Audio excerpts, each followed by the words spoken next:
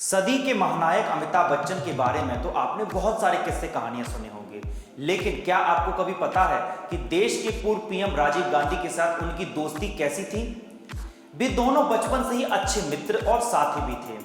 यहाँ तक कि अमिताभ और राजीव एक दूसरे पर बहुत भरोसा भी करते थे। आखिर कब हुई थी इनकी पहली मुलाकात, आइए जानते हैं। अमिताभ बच्चन के पिता हरिवंश राय बच्चन के घर पर एक बार फैंसी ड्रेस पार्टी का आयोजन हुआ, जिसमें पूर्व पीएम इंदिरा गांधी के बेटे राजीव गांधी स्वतंत्रता सेनानी की ड्रेस पहनकर आए थे।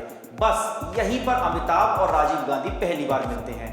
इस समय अमिताभ की उम्र मात्र 4 साल की थी, वहीं राजीव गांधी की उम्र केवल 2 साल की थी। बाद में जब पंडित नेहरू भारत के पहले पीएम बनते हैं और नई दिल्ली में ही रहने लगते हैं, उसके बाद में अमिताभ का परिवार भी दिल्ली स्थित अपने बंगले सोपान में रहने लग जाते हैं।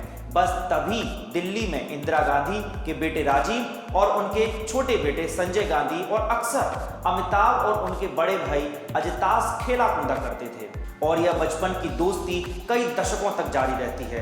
हालांकि बच्चन और गांधी परिवार की मित्रता राजीव और अमिताभ से नहीं बल्कि हरिवंश राय बच्चन और इंदिरा गांधी से शुरू होती है।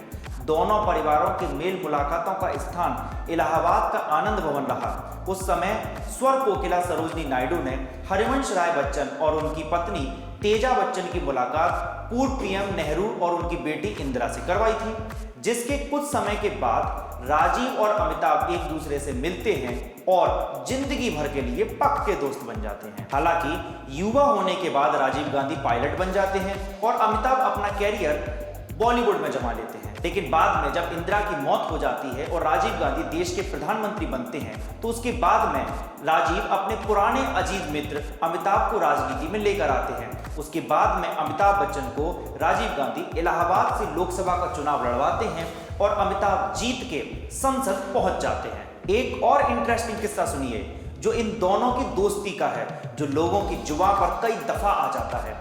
जब देश में आपातकाल चल रहा था, उसी वक्त रमेश सिप्पी की प्रसिद्ध फिल्म शोले बन चुकी थी, लेकिन इस दौर में तत्कालीन सूचना एवं प्रसारण मंत्री विद्याचरण शुक्ल हिंदी फिल्मों में हिंसा को काबू करने में लगे हुए थे। उसी दौरान शोले फिल्म को रिलीज भी होना था। निर्माता से लेकर लेखक तक सोच में थे कि आखिर इस फिल्म को अनुमति मिलेगी भी या नहीं। बस इस वक्त काम आते हैं अमिताभ बच्चन।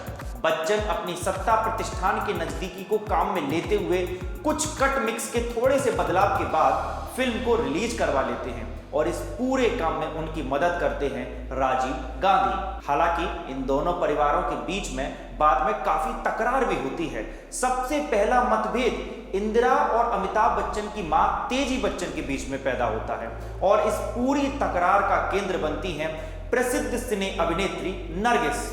हुआ यूं कि जब इंदिरा गांधी 1980 में राज्यसभा के लिए नरगिस दत्त को भेज देती हैं, तो अमिताभ की मां तेजी बच्चन नाराज हो जाती हैं, क्योंकि वो अपने आप को सबसे उपयुक्त मानती थी इस पद के लिए। लेकिन बाद में इंदिरा गांधी अपने इस निर्णय को यह कहकर मजबूत कर देती हैं कि नरगिस से बेहतर तो कोई और हो ही नहीं सकता। बस फिर क्या था, दोनों ही परिवारों की दूरियां बढ़ती चली जाती हैं। हालांकि बाद में राजीव गांधी और अमिताभ बच्चन के बीच दोस्ती फिर बढ़ती है, लेकिन मोड़ तब आ जाता है जब बोफोर्स कांड में राजीव गांधी के साथ अमिताभ बच्चन का नाम भी लिपट जाता है, जिसके बाद में अमिताभ बच्चन अपने आप को राजनीति में असहज महसूस करते हैं और बाद में राजनीति को अलविदा कहकर फिर से मुंबई माया नगरी पहुंच जाते हैं और अपनी धाक पूरे बॉलीवुड में फिर से जमाने लग जाते हैं। ऐसे ही इंटरेस्टिंग वीडियोस को देखने के लिए आप हमारे चैनल को सब्सक्राइब करें। मेरा नाम है पीयूष परमार और आप देख रहे थे बिग हेडलाइंस। धन्यवाद।